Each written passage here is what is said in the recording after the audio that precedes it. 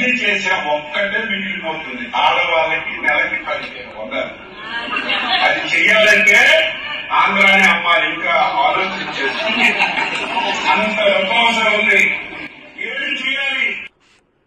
చూశారు కదా, రాష్ట్ర మంత్రి మాజీ తెలుగుదేశం అధ్యక్షుడు అచ్చెన్నాయుడు గారు చెప్తుంది, ఆడవారికి నెలకి 1500, సంవత్సరానికి 18,000 ఇస్తానని ఎలక్షన్ ముందు చంద్రబాబు నాయుడు గారు ఇచ్చిన వాగ్దానం.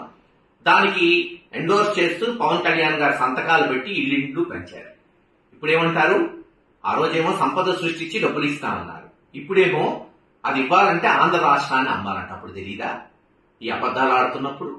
లేదు, ఇప్పుడు మోసం చేయాలి కాబట్టి ప్రజల్ని ఏది తోచిందో అది చెప్తున్నారు. కేవలం ఈ పథకమే కాదు, మీరు 20 లక్షల ఉద్యోగాలు ఇస్తా అన్నారు, ఇచ్చే వరకు 3,000 నిరుద్యోగ వృత్తి ఇస్తా అన్నారు, దానికి దిక్కు లేదు. గ్యాస్ కి రైతీలు ఇస్తా ఉన్నారు, గ్యాస్ కొట్టారు, చివరికి రైతీ మటుకు లేదు ఇప్పటి వరకు. అన్నదాత సుఖీభవ పేరు మార్చారు, సంవత్సరానికి 20,000 ఇస్తా అన్నారు, గత సంవత్సరం ఎగ్గొట్టారు, ఈ సంవత్సరం ఇప్పటి వరకు అతీగతి లేదు. పొలాల్లో మరి పంటలు కూడా వేస్తున్నారు రైతులు. చివరికి అమ్మఒడి పేరు మార్చి 80 లక్షల మంది విద్యార్థులుంటే ఒక 50 లక్షల మందికి ఇచ్చారు, వాళ్ళు తిట్టుకుంటున్నారు మిగిలిపోయిన వాళ్ళు. ఇది రాష్ట్ర పరిస్థితి చంద్రబాబు నాయుడు గారి నాయకత్వంలో. మరోసారి మోసం చేయడానికి చేస్తున్నారు, మరోసారి చేయడానికి సమాయత్తమయ్యారు. ఎలా? ఇచ్చిన వాగ్దానాలు తుమ్మలో తొక్కాలి, ప్రజల్ని మోసం చేయాలనే దాంట్లోనే ఈరోజు మంత్రులు, ముఖ్యమంత్రి నుంచి అన్ని చేసేశారంట.